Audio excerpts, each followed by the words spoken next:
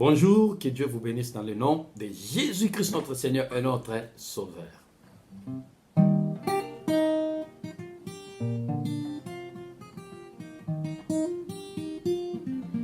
Natatola kombo ya lobiko bipai biano nanga biko uta Nachola na mbonge ya mai ya bomoi Yesu Na simba mana oyo alekinyo Oso Yesu Nazali sengo na yo Pona seko Oya kaneli kia bipa ikondi mesuki o Yesu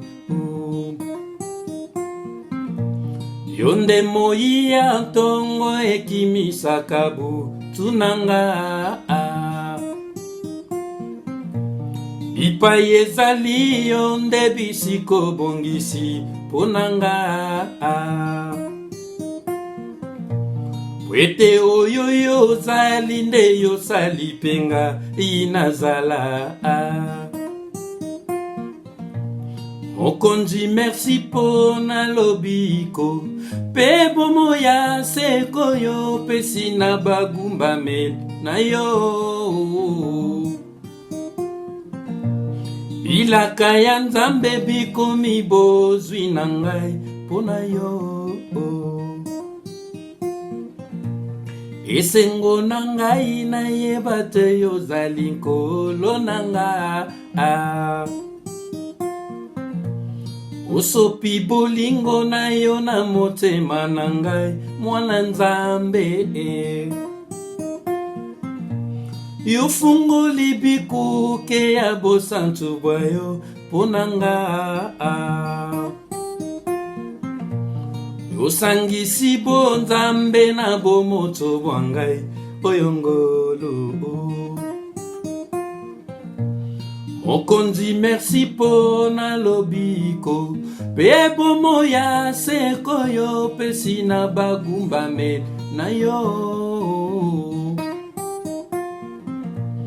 Mokonzi merci obengi ngai na kombo na yo Mosantu Bengi ngai moni nga na yo na yebanyo soko sala Yo pesi ngai loboko na yo na simba po na bungate Moi j'aime Jésus. Je vous dis la vérité, j'aime Jésus. C'est vrai, j'aime Jésus. Il est tellement merveilleux que il est très digne de louange, très digne d'adoration. Malgré que je ne sais pas chanter, voilà, je chante un peu, j'essaye un peu, mais bon, voilà. Bien, que Dieu vous bénisse encore, une fois de plus. Ce message que je voulais mettre, c'est: est-il permis à un chrétien de boire l'alcool ou boisson alcoolisée, hein? Est-il permis à un chrétien de boire ça? Est-il permis à un chrétien d'être homosexuel?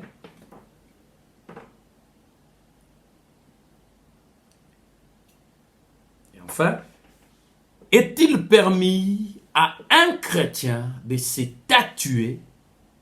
Tatouage. Est-ce qu'il est permis à un chrétien de boire boisson alcoolisée, d'être homosexuel et de se tatouer aussi? Donc, trois. Donc, le thème qu'on va aborder, c'est ça. Hein? J'ai mis tout ensemble pour ne pas prendre trop de temps. Voilà la question. Alors, je vais vous étaler la vérité. Hein? Je vais vous parler de la vérité sur tout ce point-là. Parce que là, maintenant, il y a discussion partout. Hein? Ah oui, il y a des débats. Mais non, un peu de vin seulement. Oui, moi, quand je mange, je prends seulement, mais oh, ça fait rien. Ah non, les autres disent, mais non, moi, j'ai fait seulement tatouage ici, parce que, voilà, si c'est quoi là. Voilà. Je me rappelle un jour, j'ai parlé il y avait 3 femmes. Je parle aux 3 femmes. Elles étaient devant moi. Je leur ai dit, il ne faut pas se tatouer. Donc, tatouage, c'est pas bien. Oh, je ne savais pas que c'était la parole de connaissance. Je ne savais pas. Je ne savais pas pourquoi Dieu voulait que ça... donc, c'est Dieu qui, voilà, Dieu qui m'avait poussé à dire ça. Mais moi, je ne savais pas qu'elle, elle pensait à se tatouer. Et tout d'un coup, une d'entre elles, jusqu'à aujourd'hui, elle a obéi à ce que j'avais dit. Mais les 2 autres, elles ont le tatouage là. C'est-à-dire quand vous regardez, hein, elles n'ont plus, je ne sais pas comment appeler ça. Des quoi, sourcils, je ne sais pas. Ça. Naturel, donc c'est noir, bien joli, mais malheureusement c'est tatouage. Hein? Mes frères et sœurs. Bien, bien, bien, bien, bien. Alors je vais lire ça, nous allons voir ça dans la Bible, hein? Pour ne pas trop parler, nous allons voir ça dans la Bible. Nous allons voyager, hein? Nous allons dans l'Ancien Testament, voilà. Nous allons lire dans le livre de Lévitique. Je vais vous expliquer clairement. Dans le livre de Lévitique, chapitre 10. Ne vous dérangez pas, j'ai ma Bible devant moi. Oh non, c'est le stylo qui est tombé. J'ai ma Bible devant moi, hein? Ma Bible. Bien. Mettez-moi s'il vous plaît. Alors là,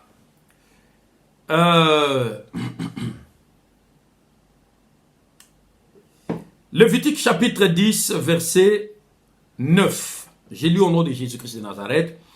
Tu ne boiras ni vin, ni boisson enivrante, toi et tes fils avec toi, lorsque vous entrerez dans la tente d'assignation, de peur que vous mouriez.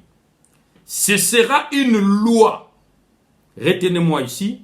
Ce serait une loi perpétuelle parmi vos descendants. Une loi perpétuelle parmi vos descendants. Ça, c'est pour l'alcool. Hein? Donc, il a dit, tu ne boiras ni vin, ni boisson enivrante, donc boisson alcoolisée. Ça, c'est pour l'alcool. Nous allons dans Lévitique chapitre 20. Lévitique chapitre 20, verset 13. Si un homme couche avec un homme comme on couche avec une femme, ils ont fait tous deux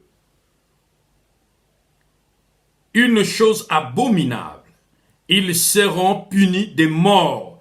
Leur sang retombera sur eux.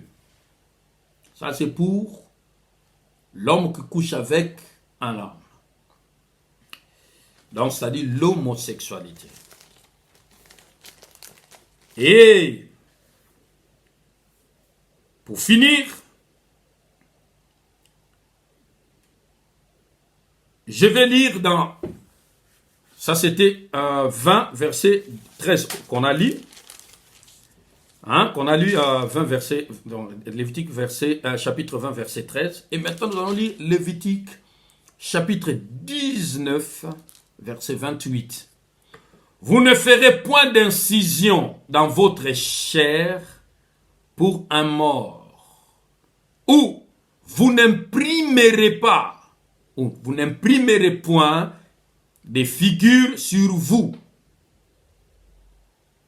Je suis l'Éternel.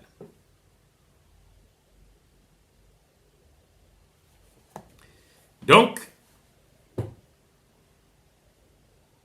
dans ces 3 passages que je viens de lire, c'est la réponse à ce que je vous ai posé comme question. Est-il permis à un chrétien de boire boissons alcoolisées, de se tatouer et puis d'être homosexuel. Alors je vais vous expliquer parce que vous allez me dire, mais attends, ça c'est l'Ancien Testament.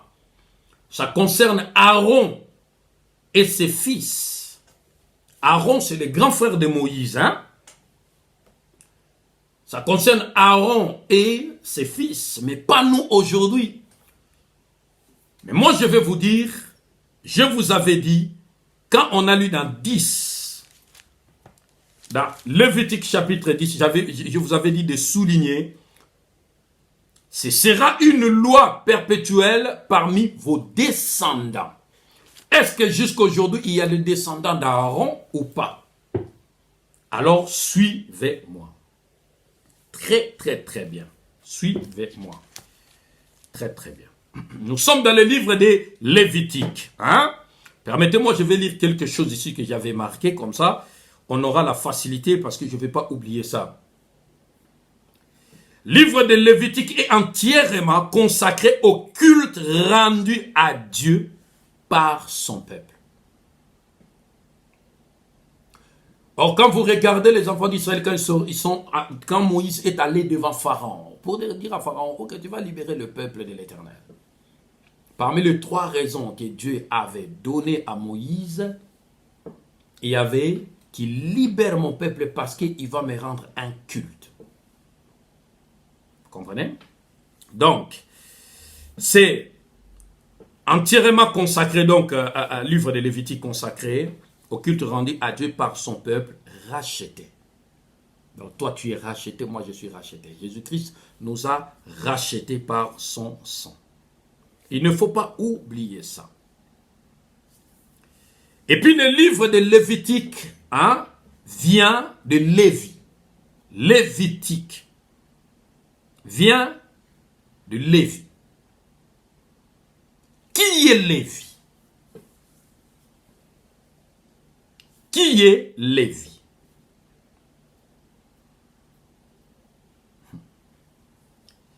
Qui est Lévi? Je répète bien. Nous allons lire. Donc, je vais déjà vous expliquer, après on va lire après. Hein? Lévi, c'est le 3e fils de Jacob et Léa. Quand Jacob est allé chez Laban, il voulait prendre Rachel, la petite sœur. Il voulait la prendre en mariage. Mais malheureusement, en arrivant là-bas, selon la coutume chez Laban, dans ces coins-là, c'est la grande sœur qui devait se marier avant la petite sœur. Alors là, le beau-père était obligé de donner à Jacob la grande sœur qui s'appelait Léa. Et Léa, quand elle est tombée enceinte, nous allons lire maintenant dans Genèse chapitre 29. Et vous allez voir, je vais lire un peu vite là. À partir du 32e verset. Hein? Genèse chapitre 29, 32 à 34. Je lis vite, hein? Vite fait. Léa devint enceinte et enfantant un fils à qui elle donna le nom de Ruben. Ça c'est le premier fils de Jacob, hein? Le premier fils. Car elle dit, l'Éternel a vu mon humiliation, maintenant mon mari m'aimera. Vous comprenez? J'allais dire en Lingala. 33. Elle devint encore enceinte et enfantant un fils et elle dit, l'Éternel a entendu que je n'étais pas aimé et il m'a aussi accordé celui-ci. Elle lui donna le nom de Siméon. 34. Elle devint encore enceinte et enfantant un fils. Et elle dit, pour cette fois mon mari s'attachera à moi. Je lui ai enfanté 3 fils. C'est pourquoi on lui donna le nom de Lévi. Regardez bien. Premier fils, c'était Ruben. Il a donné la raison pourquoi il donne à cet enfant le nom de Ruben. Deuxième fils, c'était Siméon. Pourquoi elle donne à cet enfant le nom de Siméon? Et troisième fils, c'est Lévi. Il donne la signification. Donc, comme nous, on est là, on reste là. Hein? Troisième fils, c'est Lévi. Il dit, maintenant mon mari s'attachera à moi. Lévi veut dire s'attacher à. J'en profite pour dire aux mamans et aux papas, aux parents, vous devez faire attention. Quand vous donnez à vos enfants le nom, attention. Derrière tout nom, il y a un esprit. Pour cela, moi, les gens me disent, mais comment? Ah, mais non, ça sonne bien, les prénoms de tes enfants, ça sonne bien. Moi, j'ai dit, oui, ça sonne bien. Mais la signification, c'est ce qui est important. Vous comprenez? Moi, mon fils, le premier, dont l'aîné, je lui ai donné le nom de Kemuel, qui veut dire rassemblement des dieux. Le deuxième, j'ai donné le nom de Jéhojada, dont l'Éternel a soin. Donc moi-même, quand je lis la Bible, quand je regarde ce que Kemuel faisait et ce que Jéhojada faisait, je vois déjà, là c'est comme un rejeton. Vous voyez une faible plante, une petite plante. Hein?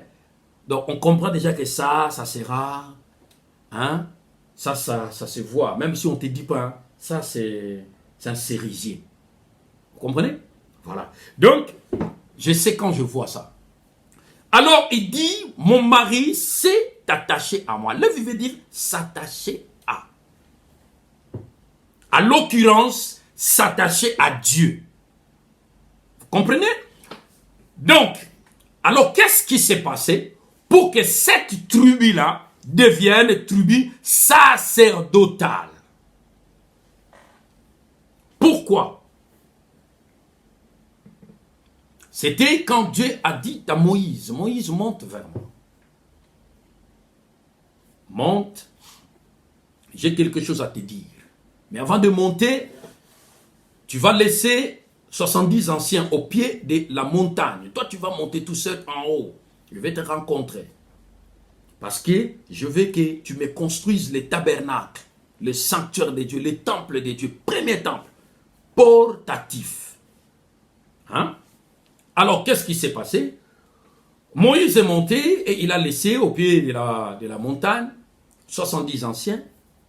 Et il a laissé aussi son grand frère Aaron et ses fils. Il a dit, ok, si vous avez un différend ici, vous avez un problème, c'est à Aaron que vous allez vous adresser. Et lui, il monte. En allant là-bas, il est resté 40 jours, 40 nuits. Mais quand il est monté, il a quand même amené son petit Josué. La Bible dit parce qu'il le servait. Mais quand il est arrivé au sommet, Josué n'était pas là. Donc il avait laissé Josué quelque part. Et là, il est resté là. Dieu parlait, ok, tu vas me construire ça, tu vas me faire ça, tu vas me faire ça, tu vas me faire ça, tu vas me faire ça, tu vas me faire ça, tu vas me... Exode 32. On arrive au chapitre 32.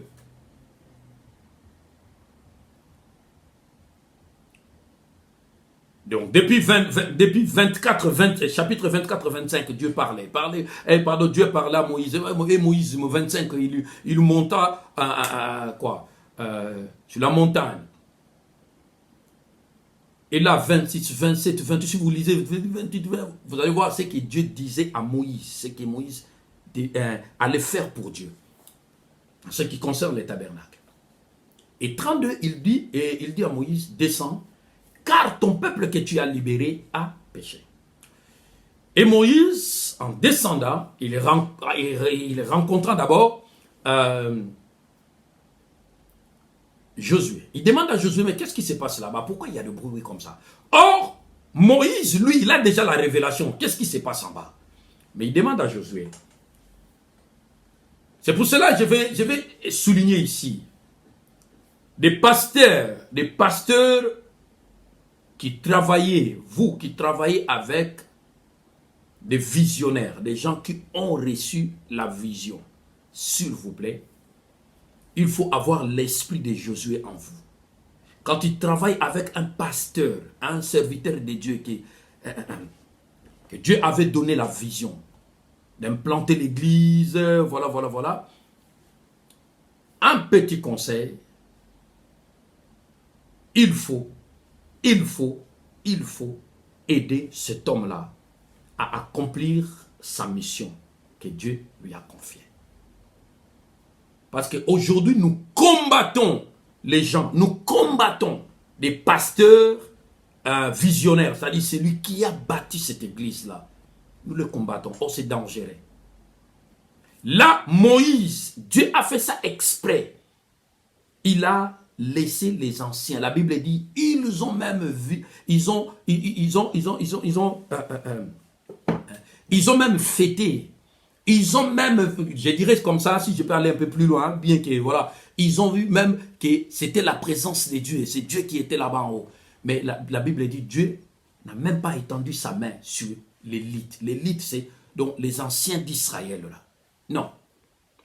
Il ne pouvait pas faire ça. C'est comme un pasteur dans l'église, c'est lui qui met les anciens. Il les impose le main. Et après, le même pasteur, il va encore imposer les mains aux diacres. Non, il ne faut pas faire ça des pasteurs.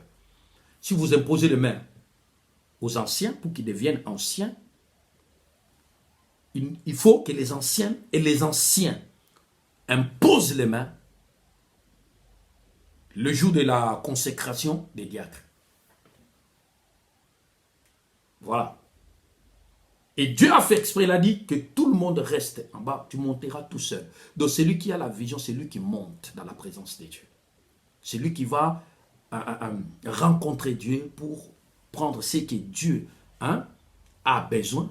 Et quand il va descendre, il va vous le transmettre. Et vous aussi, pareil, vous allez, quand vous donnez aussi à ces serviteurs-là, c'est lui qui va se présenter devant Dieu. C'est important ça.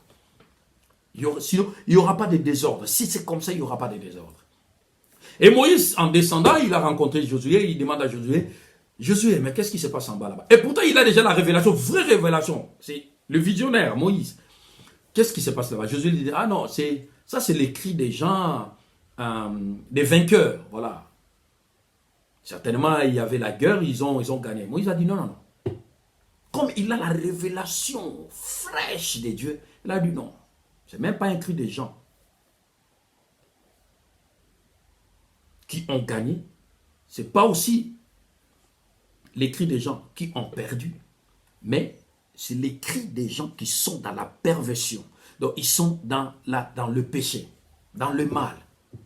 Ah oui, il y a même des moments, ça sent.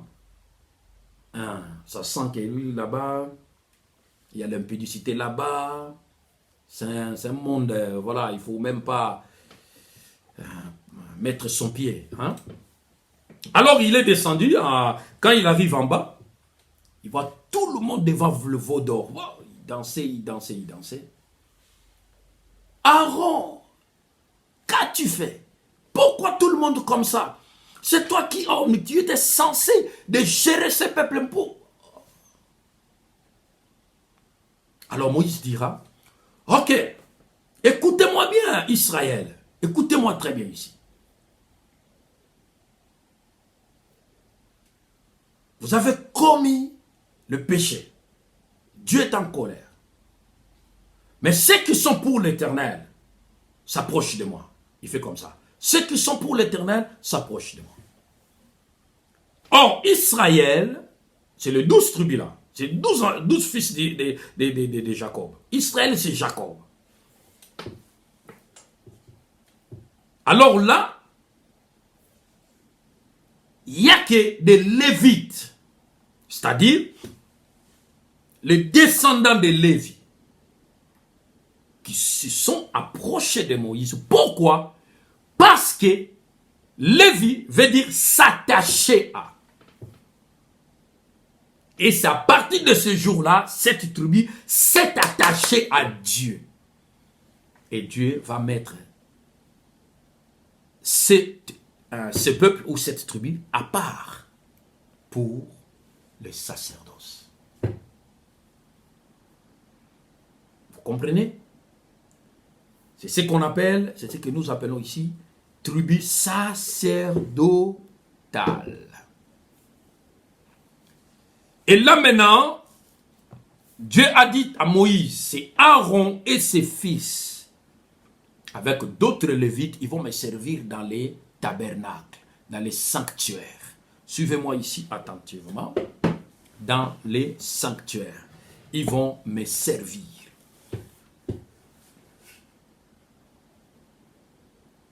Ils vont, je répète bien, ils vont me servir. Aaron, c'est souverain sacrificateur, ses enfants, c'est des sacrificateurs.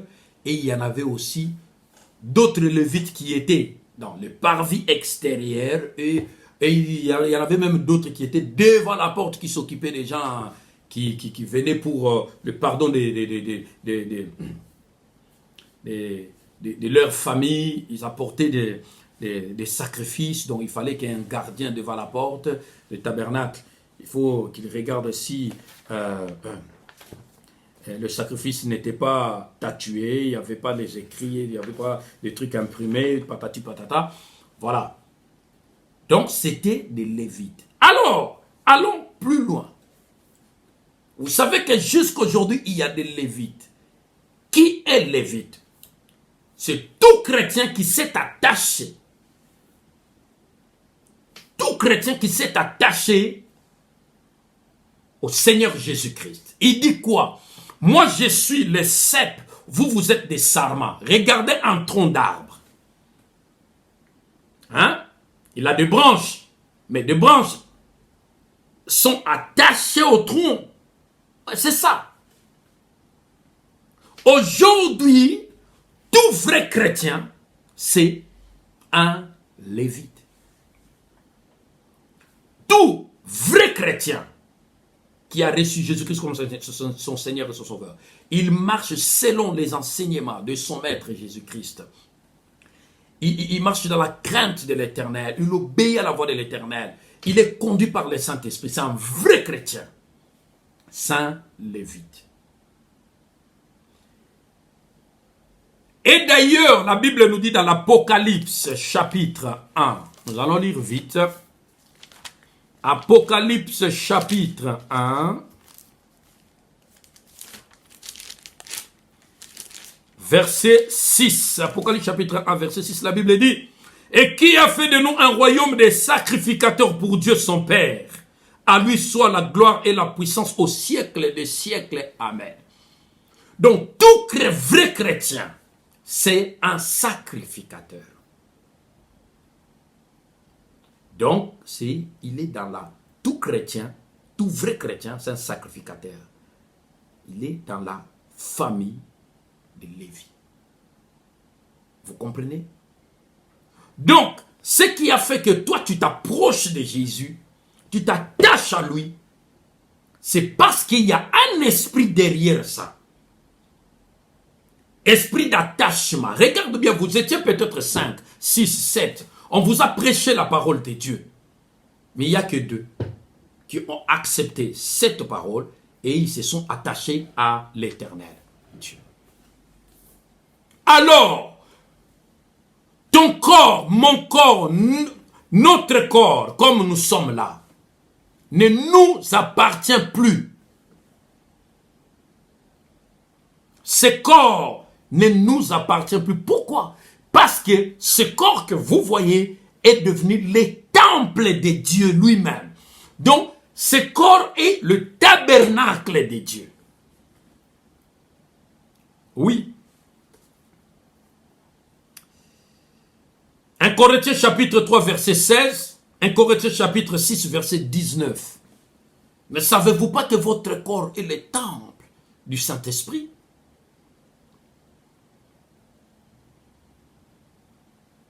Donc, ce corps est devenu le temple de Dieu. Je ne peux pas faire n'importe quoi avec ça. En étant sacrificateur,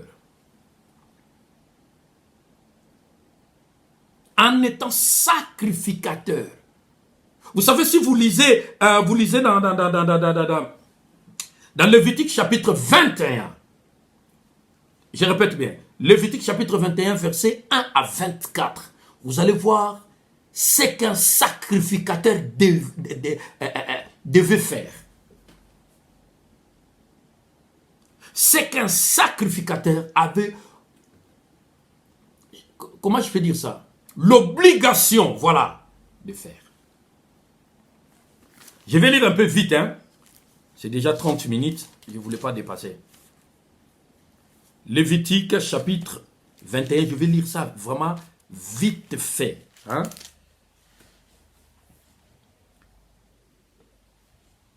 Lévitique, chapitre 21, verset 1 à 24. Je vais choisir n'importe quoi. Donc, à l'intérieur, là, je vais chercher, je ne sais pas, peut-être verset 8. Non, je vais prendre verset 5. Les sacrificateurs ne se feront point de tonsure, pardon, ne se feront point de tonsure sur la tête. Ils ne raseront point le coin de leur barbe. Ils ne feront point d'incision dans leur chair. Voilà. Plus loin, je prends verset 8. Je suis toujours dans 21. Tu regarderas un sacrificateur comme saint, car il offre l'aliment de ton Dieu. Il sera saint pour toi, car je suis saint, moi l'Éternel qui vous sanctifie. Verset 9. Si la fille d'un sacrificateur se déshonore en se prostituant, elle déshonore son père. Elle sera brûlée au feu. Bien qu'aujourd'hui, on ne peut pas brûler quelqu'un comme ça, mais il y en a plein. Plein. Ils ont été déjà condamnés. Si vous lisez, il y en a plein.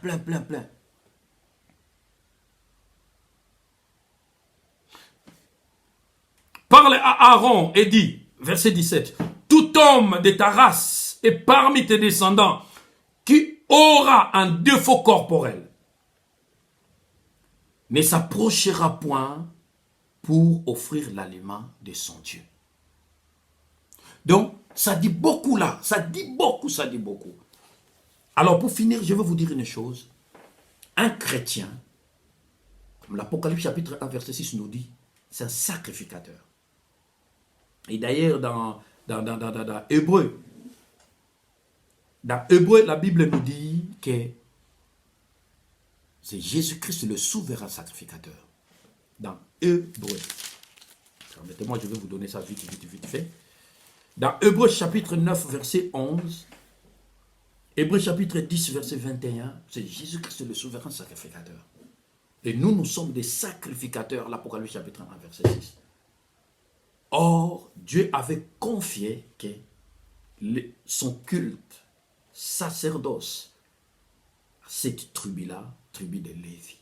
Or, toi et moi, nous sommes des Lévites.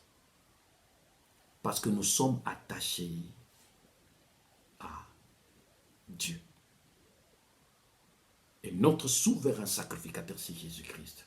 Donc, un petit conseil que je vais te donner. Ton corps est le temple de Dieu. Un sacrificateur ne pouvait pas faire n'importe quoi.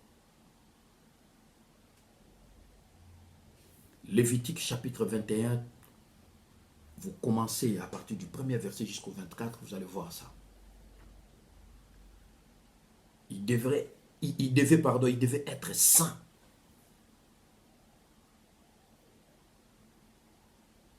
Saint, propre. Pourquoi? Parce que ta place est dans les lieux saints. Alors dans les lieux saints, il y avait quoi? Il y avait chandelier, table de 12 pains de proposition et il y avait autel de parfum. Quand tu entres là-bas, il faisait tellement noir. Il fallait allumer le chandelier. C'est l'image du Saint-Esprit. Vous comprenez? Et quand les souverains sacrificateurs sortaient pour sacrifier un animal, de retour quand ils rentraient, même des sacrificateurs, quand ils rentraient, avant de retourner dans le lieu saint, ils devaient d'abord, parce que devant le lieu saint, il y avait un cuve d'ablution. Il y avait de l'eau là-dedans. Ils devaient laver le pied, la main, voilà. Seigneur Jésus-Christ dit à ses disciples, il dit à Pierre, si je ne te lave pas le pied, tu n'es pas digne d'être mon disciple. Voilà. Donc, un chrétien vrai, c'est un sacrificateur, c'est un lévite. il ne doit pas, ou bien il ne peut pas toucher à la boisson alcoolisée, il ne peut pas se tatouer et il ne peut pas être homosexuel. Sinon, derrière ça, il y a la mort éternelle, l'enfer. Que Dieu vous bénisse dans le nom suprême de notre Seigneur Jésus-Christ. Je vous aime. Passez une belle journée dans le nom de Jésus-Christ et à la prochaine. Je vous aime.